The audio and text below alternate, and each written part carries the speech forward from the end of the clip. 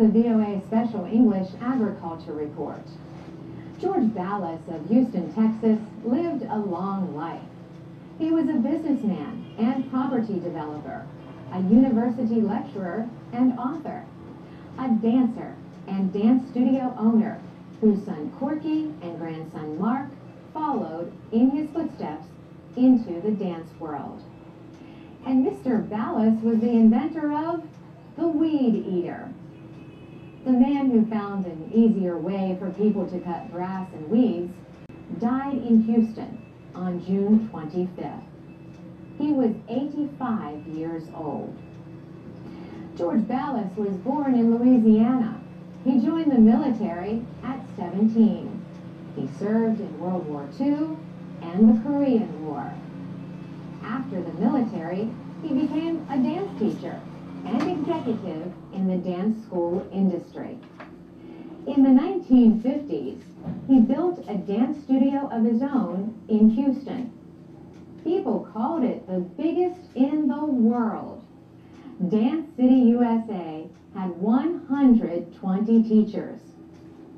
Mr. Ballas sold the studio in 1964. By the early 70s, he was on to the next big thing.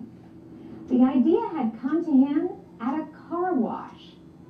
He watched the needle-like bristles of the brushes as they went round and round against his car.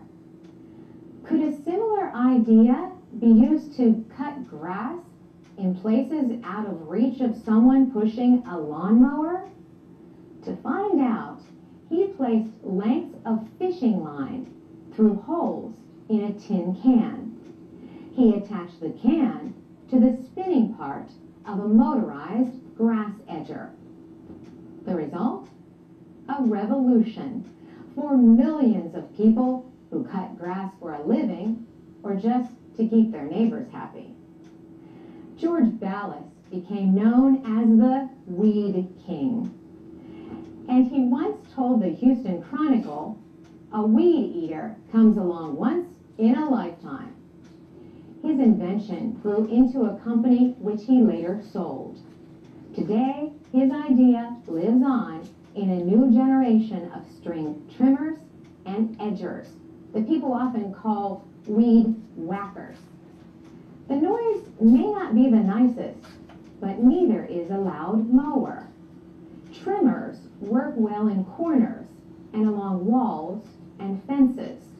They also avoid the use of chemicals and the labor of pulling weeds by hand.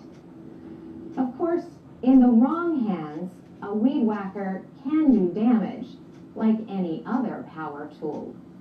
The high-speed cutting line can whack pieces out of trees, wood fences, stone surfaces, or bird backs. In 1952, George Ballas married Maria Luisa Miralanda, a flamenco dancer and film actress.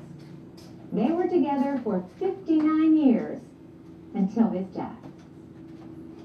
For VOA Special English, I'm Carolyn Presutti.